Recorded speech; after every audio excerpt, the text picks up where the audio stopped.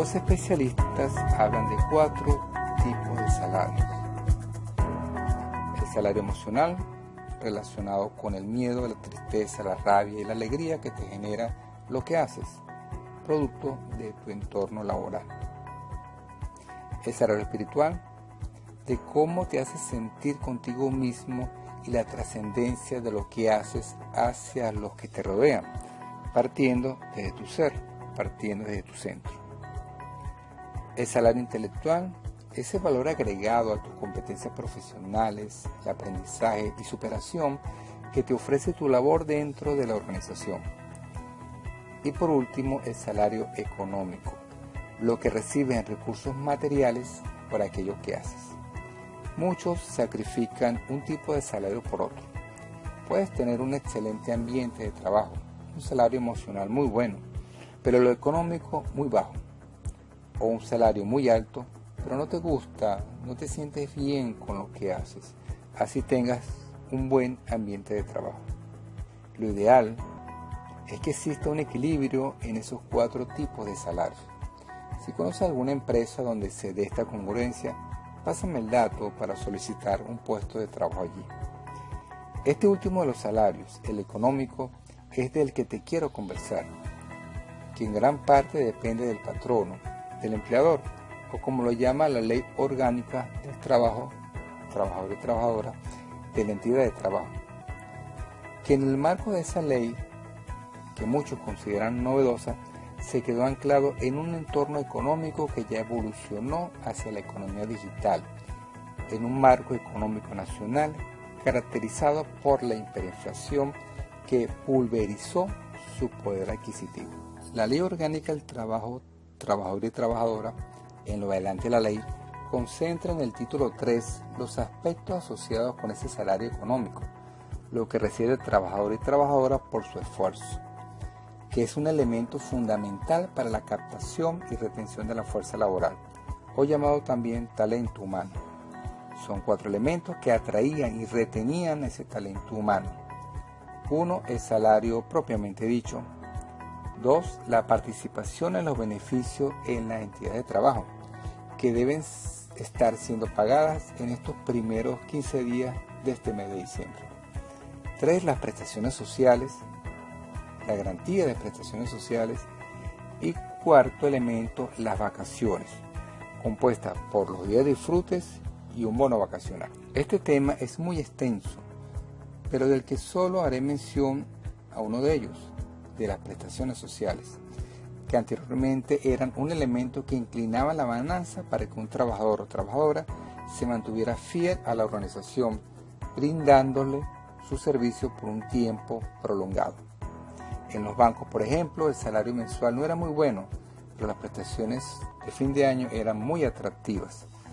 Trabajar en un banco era una cuestión de prestigio y solvencia económica. Los trabajadores eran capaces de mantenerse en la empresa contando que con sus prestaciones sociales a la hora de retiro podían ser respetables, como para soportar un ambiente hostil y difícil, como ocurre en muchas de las empresas manufactureras. Yo viví y trabajé por muchos años en Valencia, la ciudad industrial de Venezuela, donde las empresas tenían una tasa de rotación de personal muy baja, a pesar de lo duro de las jornadas laborales. Pero los trabajadores podían dar la cuota inicial para un carro y aún le quedaba dinero de sus utilidades y hasta comprar una casa solo con trabajar de 2 a 4 años en una de las muchas factorías establecidas en esa ciudad. Hoy día lo que te dan no te alcanza ni para un par de zapatos. Aún así, el patrono, según esta ley, debe proteger, calcular y pagar la garantía de prestaciones sociales, según lo que establece el artículo 142. Pero no es la idea de este conversatorio entrar en los detalles de la forma de proteger, calcular y pagar este beneficio, sino más bien cómo cumplir con el primero de los mandatos, protegerla de los nefastos efectos de la hiperinflación y convertirlas en un elemento de retención que le vuelva a ser atractivo pensar en varios años de labor para luego disfrutar de la recompensa por su antigüedad. Algo que va en concordancia con lo establecido en la propia Constitución cuando establece cuál es el objetivo de la garantía de las prestaciones sociales, en su artículo 92, todos los trabajadores y trabajadoras tienen el derecho a prestaciones sociales que les recompensen la antigüedad en el servicio y los amparen en caso de cesantía. Aquí vemos entonces esos dos objetivos: recompensa la antigüedad y amparo en caso de cesantía. Pero ¿cómo debe proteger la entidad de trabajo esas prestaciones sociales mientras se mantiene la relación laboral? Aquí lo vemos en el artículo 143.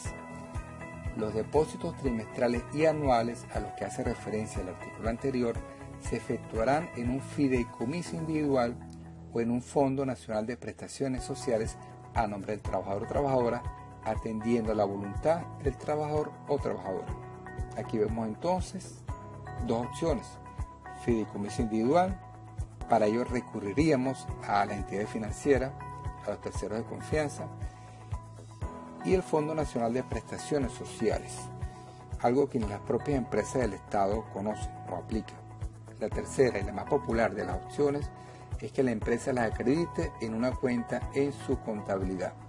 Es decir, la empresa tendrá una obligación, un pasivo con el trabajador, que se incrementará cada 3 meses en el equivalente de 15 días de salario y al final del año laboral en 2 días adicionales, hasta un máximo de 30 días, como lo dispone el artículo 142.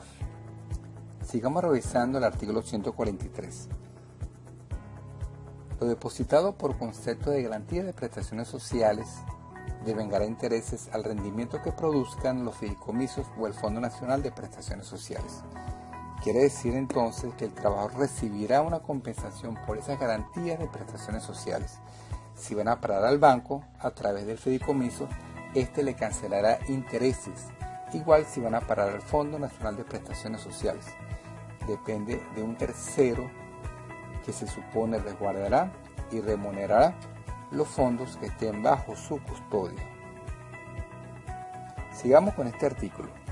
Cuando el patrón o patrona lo acredite en la contabilidad de la entidad de trabajo por autorización del trabajador o trabajadora, la garantía de las prestaciones sociales devengarán intereses a la tasa promedio entre la pasiva y la activa determinada por el Banco Central de Venezuela.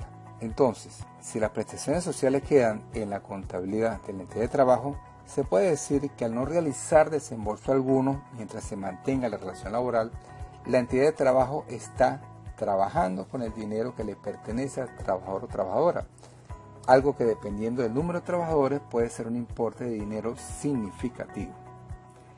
Como está trabajando con un dinero que no le pertenece, que está conformado por pasivos laborales, generará intereses a favor de sus acreedores, establecidos por el Banco Central de Venezuela, como ya acabamos de ver, acreedores que son sus trabajadores, y los intereses deberá liquidarlos una vez al año.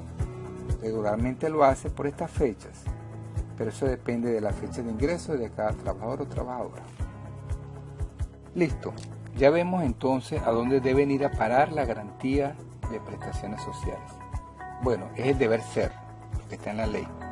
Hoy día los trabajadores cada 3 meses se inventan un motivo de lo que permite la ley para que la entidad de trabajo les anticipe o de adelante sus prestaciones sociales, generándose así una situación irregular que va en contra del principio que leímos en el artículo 142 de proteger, calcular y pagar, y en concordancia con el 92 de la Constitución de la República Bolivariana de Venezuela. Pero, ¿qué alternativas existen para que el trabajador no se vea perjudicado con la pérdida del valor de sus prestaciones sociales?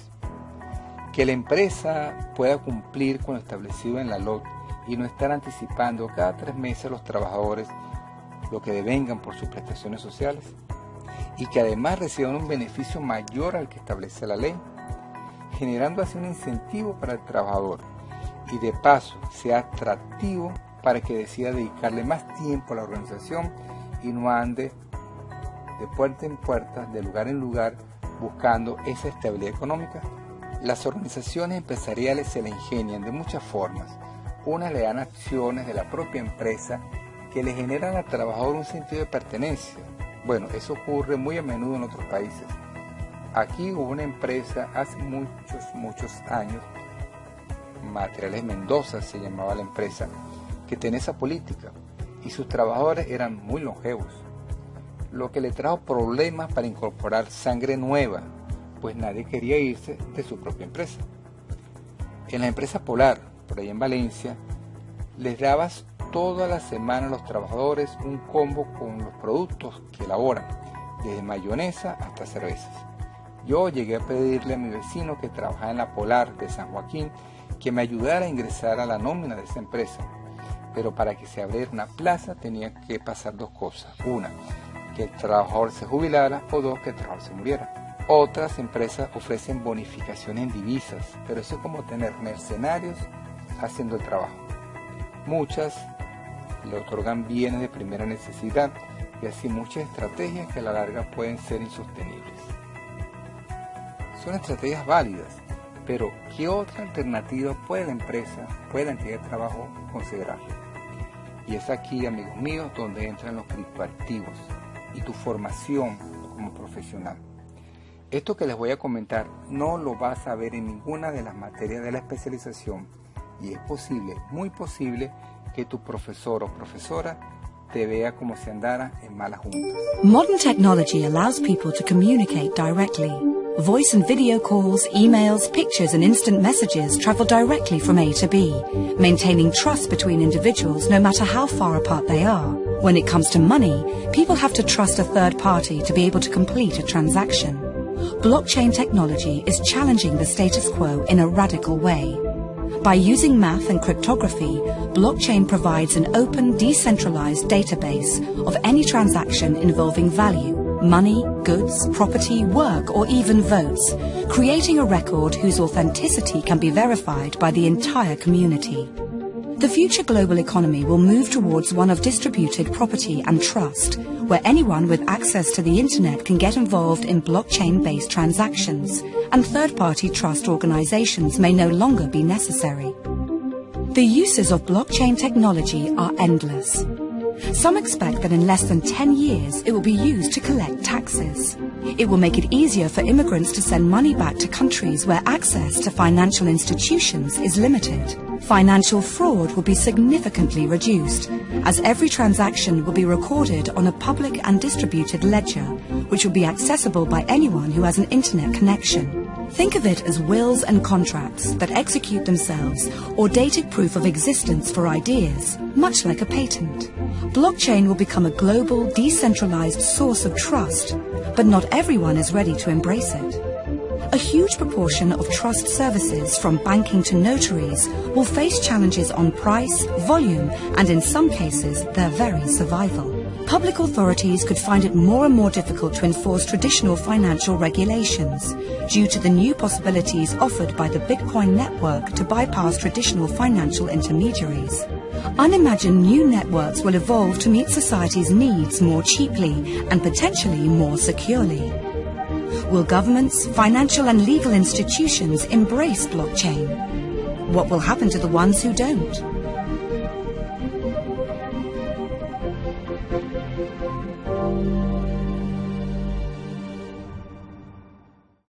Gracias a las criptomonedas y su tecnología subyacente, la blockchain, se pueden redefinir la forma como se protegen las prestaciones sociales y la forma como se crean incentivos muy atractivos para ambas partes. ¿Qué te parece si en vez de enviar a un banco las prestaciones sociales, la entidad de trabajo adquiere un criptoactivo como el Bitcoin y respaldar de esa forma las prestaciones sociales, generando además un plus gracias a la capitalización de ese criptoactivo o de cualquier otro, que lo puede distribuir entre sus trabajadores según los criterios de antigüedad, eficiencia, fidelidad, entre otros criterios?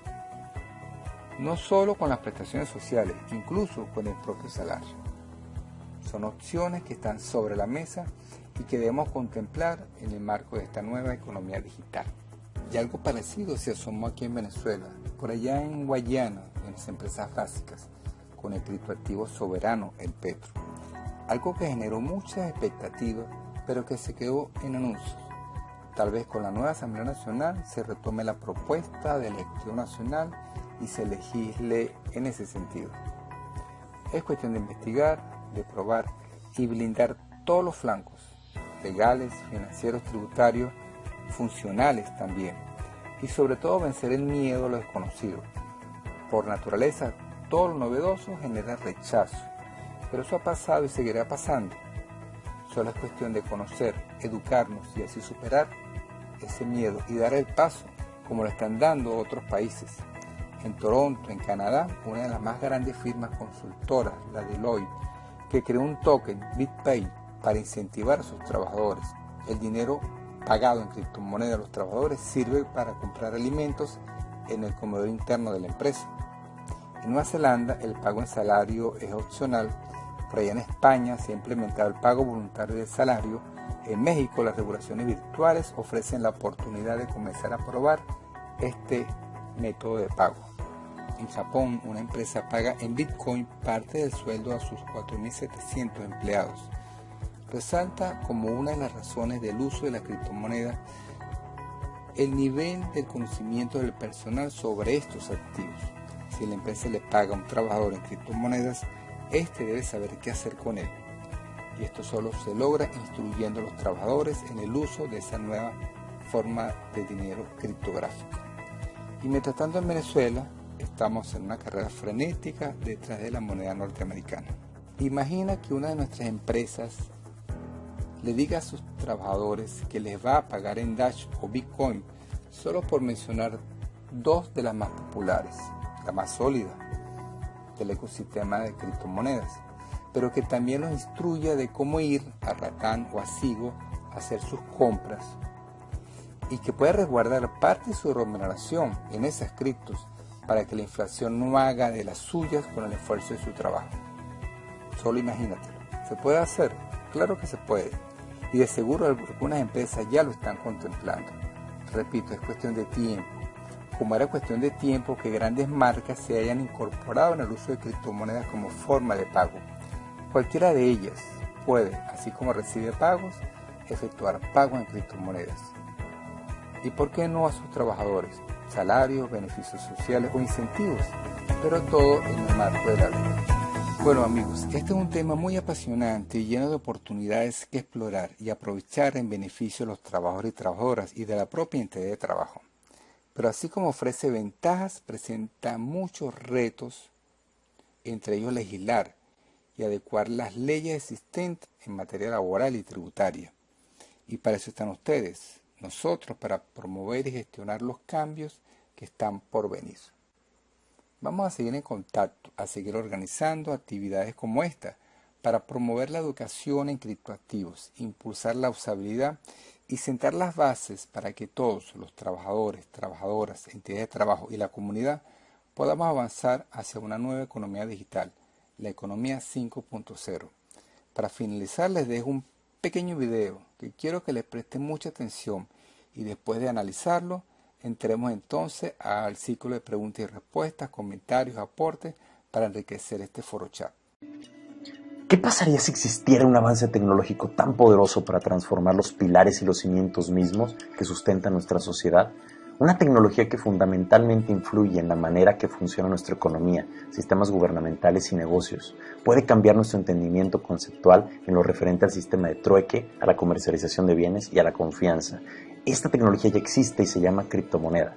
La gente regularmente piensa en las criptomonedas únicamente como dinero virtual o un sistema de transacciones, pero si lo ves más de cerca te darás cuenta que el aspecto monetario es únicamente la punta del iceberg.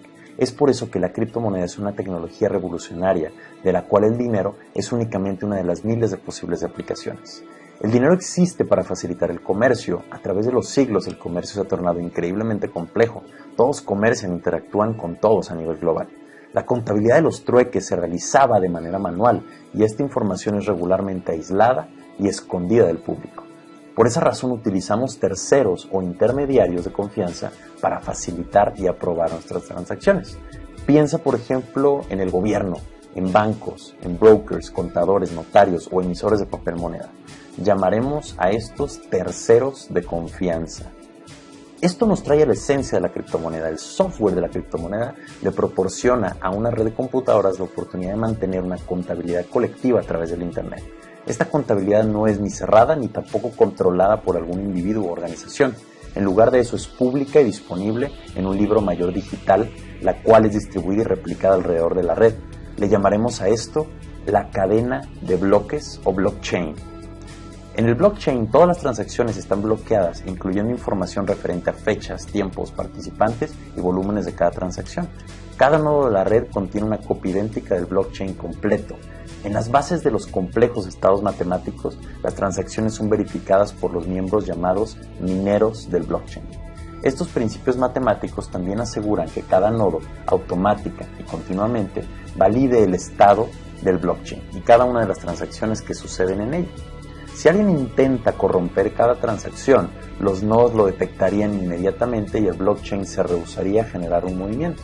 Entonces, cada transacción es pública y miles de nodos automáticamente validan que cada transacción ocurra en X tiempo de N fecha. Esto es el equivalente a tener un notario presente en cada transacción. De esta manera, todo el mundo tiene acceso a una compartida fuente de verdad. Esto es el por qué podemos confiar 100% en blockchain. A la cadena de bloques no le importa si la criptomoneda representa cierta cantidad en euros o en dólares, alguna propiedad, acción o cualquier cosa de valor. Los usuarios deciden qué instrumento de valor representa su criptomoneda. Un Bitcoin, por ejemplo, es divisible hasta en 100 millones de unidades y cada unidad es individual y programable.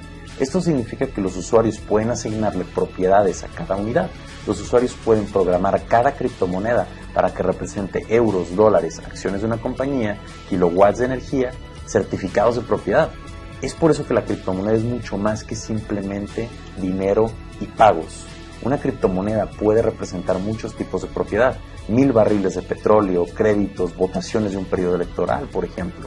Más que eso, la criptomoneda nos permite hacer de nuestro dinero una moneda inteligente y automatizar nuestro dinero y el flujo de efectivo. Imagina un crédito médico en dólares o en euros que solo pueda ser usado para pagar por salud en ciertos hospitales verificados. De este modo, al seguir este proceso no tenemos que depender de pasos burocráticos, simplemente se programan estas reglas dentro del dinero. Las unidades de criptomoneda pueden ser programadas de tal modo que éstas pueden automáticamente regresar al emisor si el que la recibe no las usa después de cierto límite de tiempo. De esta manera el proveedor puede asegurarse que sus préstamos no sean mal utilizados. Una compañía, por ejemplo, puede controlar sus gastos de esta manera, programando presupuestos para salarios, maquinaria, materiales o mantenimiento. De esta manera las respectivas áreas no pueden gastar dinero en otras áreas. Automatizando esto representa una considerable minimización de burocracia, la cual también ahorra una increíble cantidad de tiempo en contabilidad, controles internos, otorgando a la organización en general un salto cuántico de eficiencia. El carácter abierto y programable de criptomonedas nos permite reconstruir e innovar nuestro sector financiero y nuestros procesos administrativos. Nos hace más transparentes, eficientes y erradica la burocracia de manera inteligente. Pero aún hay más. En el Internet de las Cosas, nuestra economía va a estar interactuando con máquinas, las cuales participan activamente en el tráfico económico. De hecho, ya existen. Piensa en una máquina dispensadora o en drones que entregan paquetes. Estas máquinas no están familiarizadas con el concepto de confianza, pero la criptomoneda sí lo está. Gracias a la criptomoneda, un dron va a estar 100% certero que está entregando el paquete correcto al destinatario y sabrá con exactitud que ya ha sido pagado. O puede programar una máquina expendedora para llevar un registro de los productos, ordenar más productos al proveedor y pagar por ellos automáticamente. Por supuesto, estás entendiendo que esto solamente es el inicio. La tecnología del Internet es disyuntiva y rompe el status quo, abre mercados y democratiza las posibilidades para todos. Las criptomonedas han creado un cambio de paradigma. Es momento de explorar esta nueva tecnología crítica y constructivamente, con la cual hay una infinidad de aplicaciones.